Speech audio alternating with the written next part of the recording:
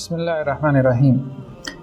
Next ہم جس topic کو شروع کر رہے ہیں، یعنی پہلے ہم نے ڈسکس کیا تھا بلیف ان گاڈ، توحید اور شرک کے حوالے سے جو بھی کانسیپٹس تھے، اس میں میجک کا تذکرہ بھی آ گیا، ایتھیزم کا بھی ذکر آ گیا، پھر ہم نے بلیف ان پروفٹ کا ذکر کیا تھا، اور تیسرا بڑا یعنی جنہیں اصول ثلاثہ کہتے ہیں، یعنی فنڈامنٹل بلیفس میں سے بھی جو میجر جو تین جو ہے وہ بلیفس ہیں، ان میں سے تیسرا بڑا جو ہے وہ belief in the last day, قیامت پر ایمان، آخرت پر ایمان۔ قیامت پر ایمان کے حوالے سے ہمارے ہاں دو الفاظ استعمال ہوتے ہیں، یا قرآن کی ویکیبلری میں بھی دو الفاظ ہیں، ایک الساعہ اور ایک قیامہ۔ الساعہ سے مراد وہ دن ہے کہ جو اس دنیا کے اوپر آخری دن، یعنی دا لاسٹ ڈے، آخری دن جو اس دنیا کا آخری دن ہے، اس کو الساعہ کہا گیا۔ الساعہ ویسے عربی زبان میں گھڑی کے معنی میں استعمال ہوتا ہے، وقت کے لیے ایک پیمانہ ہے۔ اور قیامت کا دن وہ ہے کہ جب دوبارہ لوگوں کو قبروں سے اٹھایا جائے گا، اس کو قیامت کا دن کہا گیا۔ تو اور قرآن مجید میں دو طرح کے نفقہ کا ذکر ہے، ایک وہ جب کہ سب کچھ تباہ ہو جائے گا، اور ایک وہ جب کہ سب چیزوں کو اٹھا لیا جائے گا، دوبارہ سے زندہ کیا جائے گا۔ ٹھیک ہے، تو لاسٹ ڈے کا جو کانسیپٹ ہے وہ صرف اسلام میں نہیں ہے، ایک بات تو یہ ہے، سیمیٹک ریلیجنز میں بھی ہے۔ سیمیٹک ریلیجنز کی ہم نے بات کی تھی، یعنی یہودیت میں بھی ہے، عیسائیت میں بھی ہے۔ اس کے علاوہ بعض دوسرے مذاہب میں بھی جو ہے وہ دی لاسٹ ڈے کا کانسیپٹ ہے، مطلب جنہیں ہم مین میڈ ریلیجنز کہتے ہیں۔ اور سائنس کے اندر بھی بعض تھیریز ایسی ہیں جن کا آگے تذکرہ آئے گا، جو یہ کہتی ہیں کہ یہ دنیا کبھی نہ کبھی ختم ہو جائے گی۔ مطلب اس طرح سے قیامت کے بارے میں دوسرے لوگوں کا کانسیپٹ نہیں ہے جیسے ہمارا ہے کہ بھائی پلینٹ ارتھ سے جو ایگزٹ ہو رہا ہے وہ دو جگہوں پہ ہو رہا ہے، یا تو جنت میں یا جہنم میں، اس طرح سے تو نہیں ہے، لیکن کم از کم اس چیز کے اوپر دنیا کی جو میجورٹی ہے وہ اتفاق کرتی ہے، اس کانسیپٹ کو مانتی ہے کہ یہ دنیا کبھی نہ کبھی ختم ہو جائے گی۔ ہمارے یہاں ایک مووی بہت زیادہ عام ہوئی تھی 2012 کے نام سے، اس پہ میں نے ایک آرٹیکل بھی لکھا تھا 21 دسمبر 2012۔ تو اس میں امریکہ میں ایک پرانی تہذیب تھی جسے مایان سویلائزیشن کہتے تھے، تو انہوں نے ایک کیلنڈر بنایا تھا، وہ 5000 کا کیلنڈر تھا، مطلب 5000 ایئرس کے لیے کیلنڈر تھا۔ اس کے مطابق جو ہے وہ 21 دسمبر جو ہے 2012 وہ دنیا کا آخری دن تھا۔ بہرحال وہ اس پہ کافی جو کرسچنس تھے انہوں نے بھی کیلکولیشنز کی ہوئی تھیں، بائبل سے بھی ان چیزوں کو نکالنے کی کوشش کی، ویب سائٹس بھی بنائیں، کاؤنٹ ڈاؤن بھی لگا دیے، ٹھیک ہے، لوگ دعائیں بھی کرتے رہے۔ اب بنکرز بنے، کیپٹلسٹوں کی چاندی ہو گئی تھی، اور وہ $50,000 میں ایک بنکر جو ہے، جو اٹامک بنکر جس کو وہ کہتے تھے، وہ بیچتے تھے، جس میں 2-4 لوگ جو ہے وہ کچھ اشیاء خور و نوش کے ساتھ زندہ رہ سکتے تھے۔ مطلب ان کا کہنا یہ تھا کہ سب کچھ تباہ ہو جائے گا سوائے اس کے کہ جو ہمارے بنکر میں آ جائے، ہیں کشتی نوح میں آ جائے۔ بہرحال وہ بڑی چاندی ہوئی ان کی۔ خیر، تو اس قسم کے کانسیپٹ کہنے کا مقصد یہ ہے کہ موجود ہیں، ٹھیک ہے، دنیا کے اندر، کہ یہ دنیا کبھی نہ کبھی تباہ ہو جائے گی۔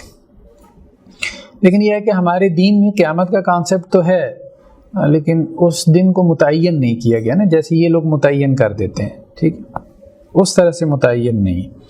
تو ہماری جو لائف ہے، ہیومن لائف جسے ہم کہہ سکتے ہیں، وہ 4 سٹیجز کے اندر ہے۔ سب سے پہلے جو ہے وہ ماں کے پیٹ میں، جیسا کہ اللہ کے وسلم کی حدیث ہے کہ بچہ جب ماں کے پیٹ میں ہوتا ہے تو آفٹر 4 months اس کے حصے کی روح جو ہے وہ اس کے اندر ڈال دی جاتی ہے، ٹھیک ہے، یہ ایک لائف ہے نا، مطلب جو اس نے ماں کے پیٹ میں گزاری۔ اس کے بعد وہ اس دنیا میں آ گیا، دا ایج ان دا مارٹل ورلڈ، اس فانی دنیا کے اندر آ گیا، اس میٹیریلسٹک جو ہے وہ دنیا کے اندر آ گیا، مادی دنیا کے اندر۔ یہاں اس کی پیدائش سے لے کے اس کی وفات تک جو بھی اس کا ٹائم پیریڈ ہے، 5 10 سال 15 20 60 70 80 سال جتنا بھی ہے وہ یہاں پہ گزارتا ہے۔ یہ گویا کہ سیکنڈ سٹیج ہے ہماری لائف کا۔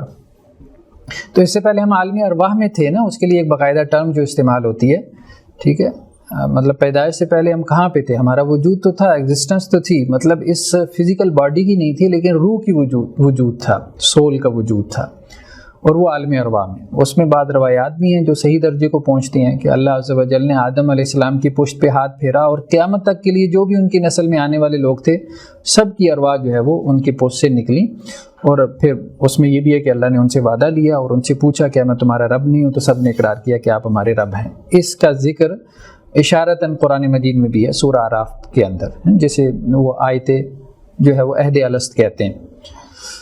تو عالم ارواح سے ہم اس عالم دنیا میں آ گئے، مطلب یہ دوسری سٹیج ہے.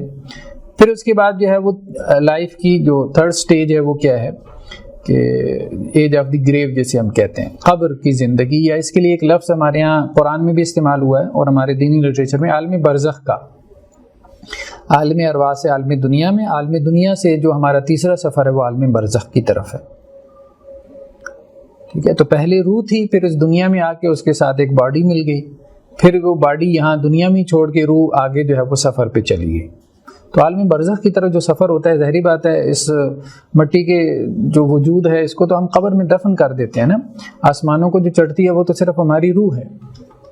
ٹھیک، اور اصل میں جو جزا و سزا ہوتی ہے وہ انسان کی روح کو ہوتی ہے، لیکن اس کا اثر جو ہے وہ اس کے جسم پہ، اس کی باڈی پہ بھی ہو رہا ہوتا ہے. ٹھیک ہے، کنیکشن تو باقی رہتا ہے روح کا باڈی کے ساتھ. تو عالم برزخ جو ہے یہ گویا کہ مرنے کے بعد سے لے کے قیامت کے دن تک، جب تک اس مردے کو اٹھایا نہیں جائے گا اس وقت تک کا جو ٹائم پیریڈ ہے، کسی کا تھوڑا ہے کسی کا زیادہ ہے، اس کو عالم برزخ کہا گیا ہے، ایج آف دی گریو. چوتھی جو سٹیج ہے وہ کیا ہے، مطلب جسے ہم کہتے ہیں آخرت کی زندگی، the age of hereafter. وہ پھر جنت کی زندگی ہے یا ہمیشہ ہمیشہ کی زندگی ہے، یا جنت میں رہے گا یا جہنم میں رہے گا ہمیشہ ہمیشہ کے لیے. مطلب اس کے بعد موت نہیں ہے، جیسا کہ حدیث میں آتا ہے نا، اللہ عز و جل ایک مہندی کی صورت میں موت کو بھی ذبح کر دیں گے. ٹھیک ہے، مطلب تشبیہاً کہا گیا تاکہ لوگوں کے ذہنوں سے موت کا کوئی گمان ہے وہ بھی ختم ہو جائے. تو اٹرنل لائف ہے ایک. تو ٹرائل آف دا گریو یعنی آخرت سے پہلے، جسے کہتے ہیں نا بڑی قیامت، اور اس سے پہلے ایک چھوٹی قیامت ہے، جس چھوٹی قیامت سے سب نے گزرنا ہے. وہ کیا ہے؟ قبر کی آزمائش ہے. کہ قبر میں تمام لوگوں سے 3 سوالات پوچھے جائیں گے کہ تمہارا رب کون ہے، تمہارا دین کیا ہے، اور اللہ کے رسول صلی اللہ علیہ وسلم کی بعض روایات میں ہے کہ وہ شبیہ سامنے لائی جائے گی، اللہ کے رسول صلی اللہ علیہ وسلم کی تصویر، اور اسے پوچھا جائے گا یہ کون ہے. ٹھیک ہے، تو جو ان سوالات کے جوابات دینے میں کامیاب ہو گیا گویا کہ وہ قبر کی آزمائش سے کامیاب ہو گیا. تو اللہ کے رسول صلی اللہ علیہ وسلم نے کہا نا کہ قبر کو مٹی کا ڈھیر مت سمجھو، ہیں یہ جنت کے باغوں میں سے ایک باغ ہے یا جہنم کے گڑھوں میں سے ایک گڑھا ہے. تو انسان کی جزا و سزا قبر سے شروع ہو جاتی ہے، لیکن یہ مکمل جزا و سزا نہیں ہے. مکمل جزا و سزا جو ہے وہ قیامت والے دن ہی ہوگی. یعنی حدیث میں بلکہ الفاظ میں ایک کھڑکی کھول دی جاتی ہے جنت کی یا جہنم کی، یا صبح و شام جو ہے اس کو نظارہ کروایا جاتا ہے اس کے اس مقام کا جو جنت میں ہے یا جہنم میں. تو اصلاً جو ہے وہ اس میں وہ مکمل عذاب یا مکمل جزا نہیں مل رہی. مکمل جزا و سزا عالمی برزخ میں نہیں ہے، ورنہ تو پھر آخرت کا دن ہی کیوں قائم کیا جائے. لیکن یہ ہے کہ اس میں جزا و سزا جو ہے وہ شروع ہو جاتی ہے، اس کا آغاز ہو جاتا ہے. تو اب یہ کہنا کہ جی قبر کو لوگ کھود کے دیکھتے ہیں اندر تو کچھ بھی نہیں ہے، آپ کہتے ہیں فرشتے آتے ہیں سانپ بچھو اس کو ڈستے ہیں، پتہ نہیں عذاب قبر میں کیا کچھ آپ روایتیں بیان کرتے ہیں. تو لوگ پوسٹ مارٹم کے لیے بھی تو لاش نکالتے ہیں نا. کچھ لوگ جو کفن چور ہوتے ہیں وہ بھی تو لاشوں کے ساتھ کھیلتے رہتے ہیں، کچھ بھی نہیں ہے. پھر یہ ہے کہ جن لوگوں کا وجود ہی باقی نہیں رہا، کوئی خودکش جو ہے وہ بمبار تھا، سوسائڈ جو ہے وہ بمبر تھا، یا کسی کو مچھلی نے کھا لیا، اب اس کے پیٹ میں کیا ہے وہ تو اس کے جسم کا حصہ بن گیا. تو اب یہ کیسے کہہ سکتے ہیں اس کو سزا ہوتی ہے، کہاں اس کی قبر ہے. تو اصل بات یہ ہے کہ قبر جو ہے نا وہ انسان کی روح کی قبر ہے. ایک قبر جو علامتی قبر ہے وہ ہم یہاں دنیا میں بنتی ہے یا بناتے ہیں، اصل قبر انسان کے عالم برزخ میں بنتی ہے. عالم برزخ کہاں ہے ہم اس کے بارے میں کچھ نہیں کہہ سکتے، جیسا کہ عالم ارواح کے بارے میں ہم کچھ نہیں کہہ سکتے. ٹھیک ہے، بعض لوگوں نے اگرچہ صوفیاء میں سے، جیسے ہمارے ہاں ایک صاحب ہیں، ویسے وہ انٹرسٹنگ شخصیت ہیں، کبھی ان کو پڑھیں، بڑا افسانوی سا لکھتے ہیں، ابھی میرے ذہن میں ان کا نام نہیں آ رہا، وہ کالم نگار بھی رہے ہیں روزنامہ جنگ کے اندر، اور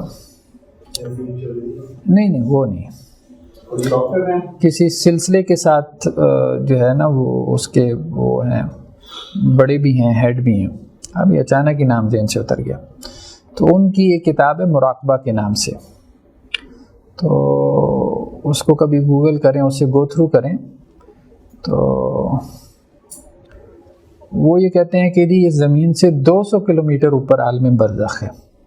بہرحال وہ جیسے میڈیٹیشن کرتے ہیں، اپنی روح کو اوپر لے کے جاتے ہیں، جو ان کی آبزرویشن یا مشاہدات ہوتے ہیں وہ ان کو بیان کرتے ہیں، اور ہم یہ تو نہیں کہہ رہے وہ اتھینٹک ہیں، لیکن بہرحال لوگوں نے اس طرح سے تعین کیا۔ کہنے کا مقصد یہ ہے کہ ہم تعین نہیں کر سکتے کہ عالم برزخ کہاں پر ہے، ٹھیک ہے نا۔ اس کا ایک سورس ہو سکتا ہے جو مجھے بات سمجھ میں آتی ہے کہ عالم برزخ کے حوالے سے دیکھیں ہمارے دین نے زیادہ معلومات نہیں دی، کچھ روایات ہیں اور وہ بھی مطلب معدود چند روایات ہیں۔ جیسے ایک روایت میں ہے کہ جب تم میں سے کوئی فوت ہو جاتا ہے، اس کی روح اوپر کو چڑھتی ہے تو اس سے پہلے جو اس کے ریلیٹیوز فوت ہو چکے ہوں تو ان کی ارواح اس کا استقبال کرتی ہیں، یہ اس اتھینٹک روایت میں ہے، یہاں تک کہ وہ اس سے پوچھتی ہیں بھائی فلانے کا کیا حال ہے، اچھا وہ اس کی شادی ہو گئی، تو وہ فلاں کا کیا حال ہے، وہ یار وہ تو مجھ سے پہلے ہی مر کھپ گیا تھا، یہاں تو نہیں ہے، پھر دوسری طرف ہوگا۔ اور عالم ارواح میں بھی کیا ہے نا، کیٹیگریز ہیں نا، ٹھیک ہے، ایک جگہ نیک لوگوں کی ارواح ہے جن کے بارے میں بعض مفسرین کا کہنا ہے کہ وہ مقام علیین ہے الف سے، اور ایک جگہ پہ بدکار لوگوں کی ارواح ہیں جس کو مقام سجین کہا گیا، سجن سے قید خانہ ہے وہ۔ تو ارواح جو اوپر چڑھتی ہیں وہ کہیں نہ کہیں ہیں، ٹھیک ہے، لیکن سب ایک جگہ پہ نہیں ہیں، سب ایک جگہ پہ نہیں، کیونکہ مسند احمد کی ایک صحیح روایت میں ہے کہ شہداء کی ارواح جو ہیں وہ سبز رنگ کی چڑیوں کے پیٹ کے اندر ڈال دی جاتی ہیں، اور وہ چڑیاں سارا دن جو ہے جنت میں چرتی چکتی پھرتی ہیں، اور رات اپنی اللہ کے عرش کے سائے میں گزارتی ہیں، اور اللہ عز و جل روزانہ ان کی طرف جھانک کے پوچھتے ہیں کہ میرے بندوں کچھ ضرورت تو نہیں ہے، ٹھیک ہے۔ اب یہ بھی ہے، پھر رسول اللہ صلی اللہ علیہ وسلم کی معراج کا جو واقعہ ہے اس میں کیا ہے کہ آپ صلی اللہ علیہ وسلم کی جو ملاقات ہوئی ہے انبیاء سے، کسی سے پہلے آسمان پہ، کسی سے دوسرے پہ، کسی سے ساتویں آسمان پہ ہوئی، تو گویا یہ ارواح جو ہے نا یہ عالم برزخ میں کوئی ایک جگہ موجود نہیں ہے۔ ہاں جو عالم ارواح میں ارواح موجود تھی، عالم ارواح سے مراد کیا ہے؟ اس دنیا میں آنے سے پہلے، اس کے بارے میں حدیث میں الفاظ ہے کہ جنود مجندہ، وہ لشکروں کی صورت میں تھی، جھنڈ کی صورت میں، گروپس کی صورت میں، اب بلکہ حدیث میں یہ بھی الفاظ ہے کہ جو قریب قریب رہیں تو ان میں محبت پیدا ہو گئی، تو اب دنیا میں آنے کے بعد بھی اب ان میں محبت ہے، اور جو دور دور رہیں تو ان میں جو ہے نا وہ دوری رہی، دنیا میں آنے کے بعد بھی دوری رہی۔ بعض اوقات انسان کو نہیں سمجھ میں آتی کہ یار وہ بندہ اخلاق میں بھی دین میں بھی اچھا ہے، لیکن ٹھیک ہے مجھے پسند نہیں ہے، میرے پاس کوئی وجہ نہیں ہے کہ میں اسے ناپسند کرتا ہوں، ٹھیک۔ تو اس کی ایک توجہ یہ بھی کی ہے اہل علم نے۔ تو عالم ارواح میں تو یہ جنود مجندہ گروپس کی صورت میں تھیں، جو قریب قریب رہیں ان میں الفت پیدا ہو گئی، جو دور دور رہیں ان میں دنیا میں آنے کے بعد بھی دوری رہی۔ لیکن یہ ہے کہ عالم برزخ میں ایسا نہیں ہے، عالم برزخ میں کوئی کہاں پہ ہے، کوئی کہاں پہ ہے، کوئی پہلے آسمان پہ، کوئی ساتویں آسمان پہ، کوئی جنت میں، کوئی واللہ عالم کہاں پہ ہے۔ تو اس کا ایک سورس ہو سکتا ہے، مطلب ہمارے پاس جو ایک ذریعہ ہے نا کہ جس سے ہم کچھ کہہ سکتے ہیں عالم برزخ کے بارے میں، جیسے بعض لوگوں میں سسپینس ہوتا ہے، مجھے بھی بعض اوقات بہت زیادہ یہ سوال تنگ کرتا ہے کہ عالم برزخ میں کیا ہو رہا ہے، اتنے لوگ جا رہے ہیں، کوئی بھی ہمیں خبر نہیں دے رہا کہ کیا ہو رہا ہے وہاں پہ۔ تو ایک انسان کو ہوتا ہے نا، بہت لمبا ٹائم پیریڈ ہے نا، قیامت کے بعد کے احوال قرآن اور سنت میں تفصیل سے ہیں، بھئی جنت ایسی ہوگی، جہنم ایسی ہوگی، بہت تفصیل سے ہے نا، جنت میں آپ یوں رہو گے، جہنم کے یہ احوال ہوں گے، لیکن عالم برزخ کے بارے میں بہت ایمبیگوٹی ہے، بہت ابہام ہے۔ اس پہ علامہ ابن قیم نے ایک اپروچ قائم کی، اور انہوں نے کتاب روح کے نام سے کتاب لکھی۔ ان کی اپروچ یہ تھی کہ خوابوں کو سورس بنایا جائے عالم برزخ کے احوال جاننے کے لیے، نیک لوگوں کے خواب۔ تو انہوں نے اپنے زمانے کے نیک لوگوں کے اور ان سے پہلے کے زمانے کے جو نیک لوگ گزرے تھے ان کے جو معروف خواب تھے ان کو جمع کر دیا، کیونکہ رسول اللہ صلی اللہ علیہ وسلم کی ایک صحیح حدیث میں ہے کہ جو خواب ہے یہ نبوت کا 46واں حصہ ہے، یعنی جو سچا خواب ہوتا ہے۔ نبوت تو ختم ہو گئی، نبوت سے مراد کیا ہے؟ وحی کا علم۔ تو خواب کا بھی سورس وہی ہے جو وحی کا سورس ہے، جو سچا خواب ہے۔ سچا خواب، ایک خواب تو نفس کی طرف سے ہوتا ہے نا، ایک شیطان کی طرف سے، ایک وہ جو اللہ کی طرف سے یعنی اللہ کی طرف سے اپوائنٹڈ فرشتے کی طرف سے ہوتا ہے، تو اس کو اللہ کے رسول وسلم نے تشبیہ دی ہے وحی کے علم کے ساتھ، تو وہ ایک سورس ہے بہرحال جاننے کے لیے۔ تو امام ابن قیم رحمۃ اللہ علیہ نے ایک کام کیا ہے، تو آج بھی اگر ہم کوئی مطلب اس کو جسے کہتے ہیں پکچرائز کرنا چاہیں کہ عالم برزخ کیا ہے، اس کا اگر کوئی سورس ہو سکتا ہے، پھر بھی ہم اس کو یہ نہیں کہیں گے کہ وہ کوئی سرٹن سورس ہے، یقینی بات ہے، لیکن یہ ہے کہ نیک لوگوں کے، اہل علم کے، ٹھیک ہے، متقی اور پرہیزگار لوگوں کے خوابوں کو اگر جمع کیا جائے، جیسے ہم ڈیٹا کلیکشن جسے کہتے ہیں، ہمارے کوانٹیٹیو ریسرچ کا یہ ایک ٹاپک بن سکتا ہے، ان کو انالیسس ان کا کر کے اس کے بعد جو ہے نا کچھ مطلب پریڈکٹ کیا جا سکتا ہے، اس کی گنجائش نکلتی ہے اسلامی اصولوں کے مطابق، اور اس میں بہت سرٹینٹی میں نہ چلے جائیں آپ۔ تو میرے والد صاحب تقریباً کوئی 20 سال پہلے، آج سے تقریباً 20 سال پہلے فوت ہوئی، تو مجھے ایک مرتبہ والدہ نے کہا کہ تمہارے والد میرے خواب میں آئے، اب یہ بیان کر رہا ہوں کیسے سورس بن، ان کے پاس پیسے تھے بہت زیادہ، تو انہوں نے مجھے وہ پیسے دیے، تو میری والدہ نے انہیں کہا کہ آپ تو فوت ہو گئے تو آپ یہ پیسے کہاں سے لے آئے؟ تو وہ کہنے لگے کہ فوت تو ہم ہو گئے ہیں لیکن یہاں پہ ہم کام کاج کرتے ہیں، محنت مزدوری کرتے ہیں، اور یہاں پہ شہروں کے شہر آباد ہیں، اور ہمیں اس کے بدلے میں بہت کچھ ملتا ہے۔ اب دیکھیں نا، یہ ایک مطلب ایک خواب ہے، اس خواب کا ایک کچھ ڈیٹا ہے، اس ڈیٹے کو آپ کم از کم انالائز کر سکتے ہیں، اس کی روشنی میں آپ کچھ کہہ سکتے ہیں۔ تو یہ کام ابن قیم رحمۃ اللہ علیہ نے اپنے زمانے کے حوالے سے کیا تھا، لیکن اس کے بعد کسی نے نہیں کیا، کیونکہ ہمارے ہاں خوابوں میں بھی بہت جھوٹ کی آمیزش ہے، یہ بات بھی ٹھیک ہے، لوگ مبالغہ بھی بہت کرتے ہیں، پھر ایسے لوگ بھی نہیں ایکسپرٹس جو فرق کر سکیں کہ یہ نفس کی طرف سے خواب ہے، یہ شیطان کی طرف سے ہے، یہ رحمان کی طرف سے ہے۔ تو بہت ڈیپ انالیسس کی ضرورت ہے، لیکن یہ ہے کہ کچھ نہ کچھ کہا جا سکتا ہے اس کی روشنی میں، اور یہ تو ہے کہ ہر دوسرا آدمی آپ کو ایسا ملے گا کہ اس کے جو ریلیٹیو جس کے ساتھ اس کو تعلق تھا جب وہ فوت ہو جاتے ہیں تو اس کی خواب میں آتے ہیں، اور خواب میں آ کے اسے کچھ نہ کچھ کہتے ہیں۔ یہ بہت ایک مطلب جرنل فینومین، مطلب بہت عام چیز ہے، یہ تواتر کے درجے کو پہنچتی ہے۔ تو اس لیے یہ نہیں کہا جا سکتا ہے کہ یہ جو بھی آتا ہے تو وہ سب ایسی ہی ہے، مطلب کوئی نفسی کیفیت ہے یا وہ شیطان کی طرف سے، نہیں، ایک بڑی تعداد ان میں سے ایسی بھی ہے کہ جو واقعتاً اللہ کی طرف سے ہو سکتی۔ تو بعض اوقات جو فوت شدگان ہوتے ہیں وہ خواب میں آ کے آپ کو ایسی بات بتاتے ہیں جو بالکل ٹھیک بھی ہوتی ہے آپ کے احوال کے مطابق۔ ایسی خبریں بھی امام ابن قیم نے کافی جمع کی ہیں۔ کتاب الروح کے نام سے اردو میں اس کا ترجمہ بھی ہو چکا ہے، لیکن بہرحال اس کو خواب کی کتاب سمجھ کے پڑھا جائے، مطلب خواب ہے، وہ روایت نہیں ہے، بس اتنی سی بات کلیئر لے تو مطلب اس کا ایک درجہ متعین ہو جائے نا، تو پھر اس میں کوئی حرج نہیں ہے اس کو اسٹڈی کرنے میں، ٹھیک۔ لیکن ہمارے یہاں بعض لوگوں نے خواب کو جو ہے وہ حدیث کا درجہ دے دیا، وہ پھر غلط ہے نا۔ پھر جب آپ اس اپروچ سے اس کو پڑھیں گے تو پھر آپ کہیں گے کہ جی اب جو خواب میں آ گیا بس یہی ہے، حالانکہ وہ خواب آپس میں مطلب کنٹراڈکٹ بھی کر رہے ہوتے ہیں۔ تو ٹرائل آف دا گریو، مطلب قبر کی جو زندگی ہے یا قبر کی جو آزمائش ہے، بہرحال یہ ایک سٹیج ہے جس سٹیج میں سے جو ہے وہ بہت سارے لوگ گزرتے ہیں۔ دیکھیں، ایک بات تو یہ ہے نا کہ ہمارے مشاہدے میں ہے کہ قبرستان میں جو لوگ بھی جاتے ہیں اور قبریں وغیرہ کھودنے میں کبھی انہیں اس کا ایکسپیرینس رہا ہو، تو مردہ جو ہے نا کچھ عرصے بعد بالکل اس کی باڈی کی ڈیکمپوزیشن ہو جاتی ہے، مٹی میں مل کے مٹی ہو جاتا ہے، وہ ہڈیاں رہ جاتی ہیں، وہ ہڈیاں بھی بعد میں ختم ہو جاتی ہیں، اسی قبر کی جگہ دوسری قبر بنا دی جاتی ہے۔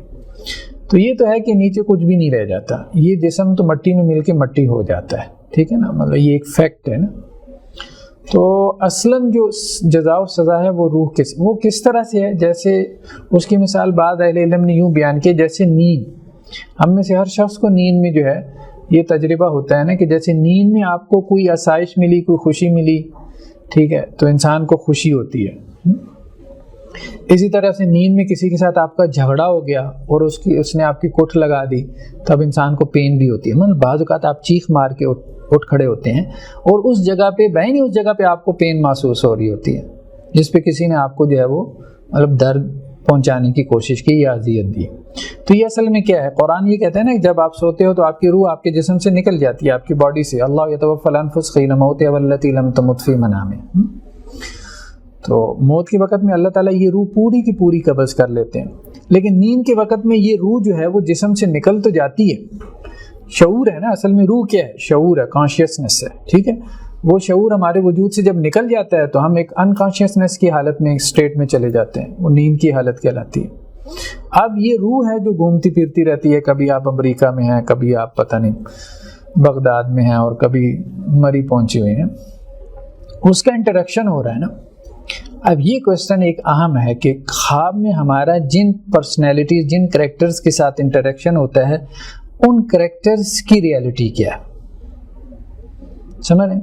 مطلب خواب میں میں ملا، مثال کے طور پہ آپ سے ملا، ٹھیک ہے، اب خواب میں جو آپ کا وجود ہے وہ کیا ہے، یعنی خواب کی جو دنیا ہے وہ کیا صرف میرے ذہن کی دنیا ہے یا ذہن سے باہر بھی اس کی کوئی ایگزسٹنس ہے، ٹھیک ہے۔ تو اس میں مجھے جو بات سمجھ میں آتی ہے، ایک مرتبہ میں نے ڈریمز پہ، خوابوں پہ لکھا تھا، تو بعض اوقات جو ہے وہ صرف ہمارے ذہن کی دنیا ہوتی ہے جس میں ہم گھوم رہے ہوتے ہیں، یعنی ہمارے اپنے خیالات ہیں جو خواب میں جو ہے وہ متشکل ہو جاتے ہیں۔ بعض اوقات ایک دوسری دنیا میں ہم پہنچ جاتے ہیں، آپ ایک پیرالل ورلڈ میں ہوتے ہیں، ٹھیک ہے نا، اس دنیا کے پیرالل ایک ورلڈ کے اندر آپ ہوتے ہیں، اور اس کے ساتھ جن کریکٹرز کے ساتھ آپ کا انٹریکشن ہو رہا ہوتا ہے وہ ریئل کریکٹرز ہوتے ہیں، لیکن اس دنیا کے ہوتے ہیں، جنات ہو سکتے ہیں، ملائکہ ہو سکتے ہیں۔ نہیں، دیکھیں بات یہ ہے کہ یہ تو ہم نہیں کہہ سکتے یا تو میں بھی سو رہا ہوں آپ بھی سو رہے ہیں پھر ہم گئے کہ دونوں کی روحیں مل رہی ہیں، ایسا نہیں ہے، ایسا نہیں ہے۔ آپ کے کریکٹر میں کوئی جن بھی مجھے مل سکتا ہے، آپ کے کریکٹر میں کوئی فرشتہ بھی مجھے مل سکتا ہے، ٹھیک ہے، اور آپ کے کریکٹر میں مطلب میرے ذہن میں موجود کوئی جو بھی سانچہ ہے آپ کے حوالے سے وہ بھی مجھے مل سکتا ہے، ٹھیک ہے۔ وہ جو فرائڈ نے بات کہی تھی نا، اصل میں فرائڈ کی غلطی یہ ہے کہ اس نے ٹوٹل جو خواب ہے اس کو انکانشیسنس کے ساتھ جو ہے وہ انٹرپریٹ کر دیا، اور ان کا سب کچھ انکانشیسنس سے آ رہا ہے، یعنی خواب کا، ڈریمز کا واحد سورس جو ہے وہ آپ کا انکانشیسنس ہے، آپ کی اپنی سوچیں، آپ کا اپنا نفس ہے، یہ ٹھیک نہیں ہے۔ حدیث یہ کہتی ہے کہ 1/3 سورس ہے، 2 سورسز اور بھی ہیں۔ تو یہ جنات کے ساتھ جو انٹریکشن ہوتا ہے نا خوابوں میں، یہ واقعتاً آپ ان کی ورلڈ میں، ان کی دنیا میں وہ آپ کو لے جاتے ہیں، وہاں گھیر لیتے ہیں آپ کو، وہ جو ڈراتے ہیں، دھمکاتے ہیں۔ تو بعض اوقات آپ کو خواب میں کوئی بہت اچھا تجربہ ہوتا ہے تو وہ آپ ایک اچھی دنیا میں پہنچتے ہیں۔ اللہ کے رسول نے کہا جس نے مجھے دیکھا اس نے مجھے دیکھا، واقعتاً میں مجھے دیکھا، کہیں تو دیکھا نا، کسی دنیا میں دیکھا نا یہ۔ تو اللہ کے رسول جب معراج پہ تشریف لے گئے تو راستے میں دیکھا کہ حضرت موسیٰ جو ہیں وہ قبر میں نماز پڑھ رہے ہیں، ٹھیک ہے۔ تو ایسی روایات موجود ہیں کہ وہ ایک لائف ہے۔ تو ہوتا یہ ہے کہ جیسے سوتے ہوئے میں ہماری روح جو ہے نا وہ ہمارے وجود سے نکل جاتی ہے، لیکن اس کا کنیکشن رہتا ہے باڈی کے ساتھ، یعنی وہ اپنی روٹس جو ہے نا وہ باڈی میں چھوڑ جاتی ہے روح۔ جب موت ہوتی ہے یا موت کا وقت آتا ہے نزا کے عالم میں، تو وہ روٹس کے ساتھ نکل جاتی ہے۔ تو اب جہاں پہ وہ گھوم پھر رہی ہے، اس کا انٹریکشن ہو رہا ہے، اصلاً پین اس کو ہو رہی ہے۔ اب دیکھیں نا، روح نکل جائے تو ایک ڈیڈ باڈی کو آپ جو مرضی کریں اس کو کوئی پین ہوگی، وہ چیخے گی، چلائے گی، کچھ بھی نہیں۔ جب تک اس کے اندر روح موجود ہے، آپ اس کو جسے کہتے ہیں نا کہ اب ہلکا سا بھی اس کو جو ہے وہ پین دیں گے تو وہ اس کو محسوس کرے گی، فیل کرے گی۔ تو یہ سب روح کی وجہ سے ہے۔ تو اصلاً پین ہو ہی روح کو رہی ہوتی ہے۔ لیکن اگر روح نکل گئی، آپ نے مطلب وہ باڈی جس میں روح نکل رہا ہے ہلکا سا کہ روح کو اتنا احساس ہو جاتا ہے کہ بھائی مطلب باڈی کو چھوڑا کہ تو اصلاً جو ہے نا وہ اچھا یہ ایک علیحدہ چیز ہے جو آپ نے سوال کیا۔ اصلاً جو جزا و سزا ہے نا وہ روح کو ہوتی ہے، ٹھیک ہے. جیسے نیند میں آپ کا اصل انٹریکشن روح کا ہو رہا ہوتا ہے، اس کے اثرات باڈی پہ ہو رہا ہوتا ہے. ایک آدمی آپ کے ساتھ لیٹا ہوا ہے، آپ کو پتہ نہیں وہ کس عذاب سے گزر رہا ہے، یعنی وہ چاہ رہا ہے میں اٹھ جاؤں، اتنی تکلیف میں، لیکن وہ اٹھ نہیں پا رہا ہوتا. لیکن ساتھ والا جو اس کے پاس بیٹھا ہے اسی بیڈ کے اوپر، اسے نہیں پتہ یہ کتنی تکلیف سے گزر رہا ہے. اسی طرح سے ایک مردہ جو ہے وہ قبر کے اندر ہے، ساتھ والے کو نہیں پتہ وہ کتنی تکلیف میں، کیونکہ اصلاً جزا و سزا اس کی روح کے ساتھ ہو رہی ہے، لیکن اس کے اثرات، اس کے افیکٹ اس کی باڈی پہ پڑ رہے ہیں. یہ تجربہ ہم روزانہ کرتے ہیں اس دنیا میں نیند کی صورت میں. تو یہ اصلاً مراد ہے، یہ اصلاً مراد ہے کہ جزا و سزا اصلاً روح کے ساتھ ہے، لیکن طبعاً اس کے اثرات جو ہے وہ باڈی کے اوپر بھی پڑتے رہتے ہیں. سائنس میں اس حوالے سے جو بحث کی گئی ہے اس کو بگ کرنچ کا کانسیپٹ کہتے ہیں. آئنسٹائن کی جو تھیری ہے اس میں یہ بات تھی. ایک تو بگ بینگ ہوا نا، بگ بینگ یہ تھا کہ یونیورس کی ایکسپینشن ہو رہی ہے، یہ یونیورس جو ہے وہ ایکسپینڈ کر رہی ہے، مطلب جو گلیکسیز ہیں وہ اپنے سینٹر سے دور ہو رہی ہیں. لیکن دوبارہ یہ ریورس میں یہ عمل ہوگا. اس ریورس عمل میں کیا ہوگا کہ یہ سب واپس آئیں گی، ایک نقطے پہ جا کے یہ رک جائیں گی، پھر یہ واپس آئیں گے سب گلیسی. پھر ایک بگ بینگ ہوگا، اس کو وہ بگ کرنچ کہتے ہیں. یعنی بگ بینگ کا جو ریورس عمل ہے اس کو بگ کرنچ کہتے ہیں. یہ کانسیپٹ سائنس میں، اسی طرح سے اور بھی ہیں مطلب کانسیپٹ سائنس کے. تو ہمارے دین میں اگرچہ مطلب اس کو تو متعین نہیں کیا گیا کہ قیامت کا دن کون سا ہے. اللہ کے رسول سے بھی جب سوال کیا جاتا تھا تو اللہ کے رسول کیا کہتے تھے؟ مجھے نہیں معلوم. وہ حدیث جبریل ہے نا، معروف حدیث. حضرت جبرائیل علیہ السلام آپ کے پاس آئے تھے آخر عمر میں، اور انہوں نے آپ سے سوال کیا تھا اسلام کیا ہے، ایمان کیا ہے، ٹھیک ہے، احسان کیا ہے. چوتھا سوال یہ تھا کہ قیامت کب آئے گی. تو اللہ کے رسول نے کیا کہا تھا؟ جو پوچھنے والا ہے اس کو بھی نہیں پتا، یعنی جبریل کو بھی نہیں پتا، اور جسے پوچھا جا رہا ہے اس کو بھی نہیں معلوم. تو پھر انہوں نے پانچواں سوال کیا تھا کہ مجھے اس کی سائنز، علامات بتا دیں. تو اللہ کے رسول نے کہا ہاں اس کی علامات ہیں، وہ میں بتا دیتا ہوں. تو دو قسم کی علامات ہیں جو کہ احادیث میں آئی ہیں یا قرآن میں بعض کا تذکرہ ہے. ایک جنہیں ہم کہتے ہیں بڑی علامات، علامات کبریٰ، میجر سائنس. ایک وہ جو چھوٹی علامات ہیں جنہیں مائنر سائنس کہتے ہیں. تو قیامت کی جو بڑی علامات ہیں وہ 10 ہیں، ٹھیک ہے، جن میں سے چند کا ہم تذکرہ کرتے ہیں. یعنی بڑی علامات کا مطلب یہ ہے پہلے چھوٹی علامات کا ظہور ہوگا قیامت کی، پھر اس کے بعد بڑی علامات کا ظہور ہوگا. یعنی بڑی علامات کے ظاہر ہونے کے ساتھ گویا کہ قیامت بہت قریب آ گئی. تو ان میں سے کیا ہے؟ اپیرنس آف دجال، دجال کا ظہور، ٹھیک ہے. جیسا کہ روایات میں ہے کہ اس کی ایک آنکھ ہوگی. ایک آنکھ سے مراد یہ نہیں ہے کہ دوسری نہیں ہوگی، دوسری آنکھ اس کی ہوگی لیکن بند ہوگی، ایک انگور کی طرح کی ابری ہوئی ہوگی اس کی جگہ، وہ دوسری آنکھ والی انگور کے دانے کی طرح. تو دجال بھی ایک شخصیت ہے، ایک پرسنالٹی ہے. بعض لوگوں نے کہا کہ نہیں یہ پرسنالٹی نہیں ہے، یہ ایک زمانہ ہے. دجال سے مراد مطلب دجالی زمانہ ہے جس زمانے میں ہم رہ رہے ہیں. لیکن یہ ہے کہ ہم شخصیت کا انکار نہیں کر سکتے. دجالی فتنہ، دجالی زمانہ کہا جا سکتا ہے، اس میں کوئی حرج نہیں ہے. لیکن دجال ایک پرسنالٹی بھی ہے، ایک شخصیت بھی ہے. رسول اللہ صلی اللہ علیہ وسلم کی حدیث میں اس کا تذکرہ بطور ایک شخص کے ملتا ہے، اور سابقہ کتب کے اندر بھی اس کا تذکرہ جو ملتا ہے وہ ایک شخص کے طور پہ بھی ملتا ہے. تو مختلف روایات میں اس کی مختلف صفات کا تذکرہ ہے. اس کی صفات میں سے ایک صفت یہ بھی بیان ہوئی ہے کہ اس کے دائیں طرف جو ہے وہ اس کی جہنم ہوگی، بائیں طرف اس کی جنت ہوگی. اور اللہ کے رسول نے کہا کہ اس کی جو جنت ہے وہ اصل میں جہنم ہے، اور اس کی جو جہنم ہے وہ اصل میں جنت ہے. تو وہ لوگ اس کا دعویٰ یہ ہوگا کہ میں تمہارا رب ہوں، ٹھیک ہے. اور آپ صلی اللہ علیہ وسلم فرمایا کہ اس کے ماتھے پہ دونوں آنکھوں کے درمیان کیا لکھا ہوگا؟ کافر لکھا ہوگا، جو ہر مومن کو نظر آ جائے گا. پھر یہ بھی ہے کہ ایک بستی پر سے اس کا گزر ہوگا، وہ نہیں کہے گا میرے اوپر ایمان لے آؤ، مجھے رب مان لو، تو وہ مان لیں گے. وہ بارشوں کو حکم دے گا، وہ بادلوں کو حکم دے گا، وہ خوب بارشیں برسائیں گے. پھر یہ بھی ہے کہ ایک اور بستی پر سے اس کا گزر ہوگا، اور وہ ان لوگوں سے کہے گا کہ میرے اوپر ایمان لے آؤ، وہ ایمان نہیں لائیں گے. وہ انکار کر دیں گے، وہ ان کی بارشیں روک لے گا، مطلب اتنی اس کے پاس اتھارٹی ہوگی، لیکن یہ اتھارٹی اسے اللہ کی طرف سے دی گئی ہوگی۔ تو گویا کہ وہ ایک بڑی آزمائش ہے نا، اس لیے رسول اللہ صلی اللہ علیہ وسلم نے فرمایا کہ ہر نبی نے اپنی قوم کو دجال سے ڈرایا، اور میں بھی تمہیں ڈرا رہا ہوں، اگر میرے ہوتے ہوئے نکل آیا تو میں انشاءاللہ سے کفایت کروں گا، اور اگر میرے بعد آیا تو پھر آپ صلی اللہ علیہ وسلم نے کچھ تدابیر بتائیں کہ سورہ کہف کی شروع کی 10 آیات جو ہے وہ ان کا اہتمام کرو تو دجال سے محفوظ رہو گے۔ کچھ اور تدابیر ہیں جو کہ اللہ کے رسول نے بتائی ہیں، یہ بھی بتایا کہ اس کا سامنا نہ کرنا، اگر تمہارے زمانے میں اس کا ظہور ہو جائے تو اس کا سامنا نہ کرنا، سائڈ پہ ہو جانا، پوری دنیا کا وہ چکر لگائے گا، ٹھیک، ایک قدم اس کا مشرق میں دوسرا مغرب میں ہوگا۔ مطلب اب جس سائنسی دور میں ہم رہ رہے ہیں، ٹیکنالوجی جس طرح سے جو ہے وہ ترقی کر رہی ہے، تو اس میں یہ ساری چیزیں اب اجنبی معلوم نہیں ہوتی۔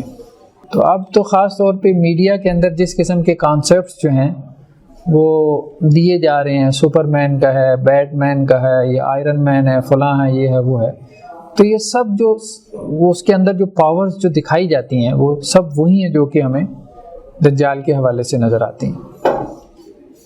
وہ ایک ایکسیپٹنس ہے جو آپ پیدا کر رہے ہیں سپر نیچرل قسم کی مخلوق کے لیے لوگوں کے ذہنوں میں۔ تو دجال کے بارے میں کہ دجال کہاں پر ہے، مختلف روایات میں مختلف چیزوں کا تذکرہ ہے۔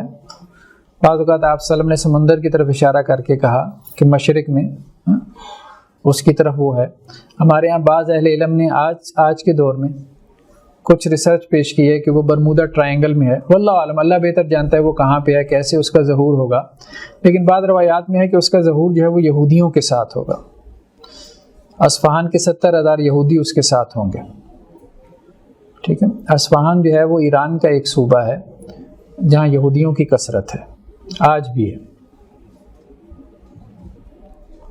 تو بیسیکلی آپ دیکھیں تو یہودیوں کے ہاں بھی ایک کانسیپٹ ہے کہ ایک مسیح آئے گا، وہ تو اسے مسیح کہتے ہیں نا، ہم مسیح دجال کہتے ہیں، وہ اسے مسیح کہتے ہیں اپنے لیے، یعنی ان کا نجات دہندہ ہے جو گریٹر اسرائیل کو قائم کرے گا۔ مطلب اسرائیل، وہ اسرائیل کہ جس کی جو حدود ہوں گی، جس کی جو باؤنڈریز ہوں گی، وہ جو موجودہ سیریا ہے، عراق ہے، ایجپٹ ہے، جارڈن ہے، اور اس کے ساتھ ساتھ فلسطین ہے اور لبنان، اس کو بھی شامل ہوگی، بلکہ سعودی عرب کا بھی کچھ حصہ وہ شامل کرتے ہیں۔